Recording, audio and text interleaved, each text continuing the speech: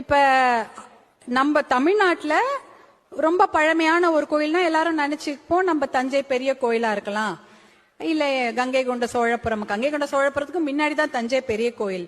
ஆனா தஞ்சை பெரிய கோயில் கட்டிய ராஜராஜ சோழன் அவர்கள், அந்த ராஜாவே ஒரு கோயிலை பார்த்துதான் கட்டியிருக்காரு.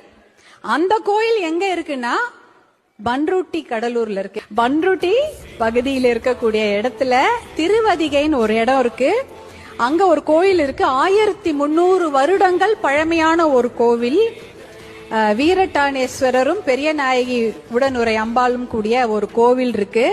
அதை கட்டியது ஒரு பல்லவ மகாராஜா. இந்த கோவில்ல சிறப்புனா அந்த கோவிலுடைய கோபுரத்தோட நிழல் தரையில படாது. அதை பார்த்து விட்டுதான் ராஜராஜ சோழன் என்ன சொல்றாரு, நானும் இத மாதிரி ஒரு கோவில் கட்டுவேன், அது மிகப்பெரிய பிரம்மாண்டமான கோவிலாக இருக்கும், ஆனால் அந்த கோவிலுடைய கோபுர நிழல் தரையில படக்கூடாது அப்படின்ற விஷயத்தை எடுத்துட்டு போய் தான் அவர் அங்க தஞ்சை பெரிய கோயிலை கட்டுறாரு.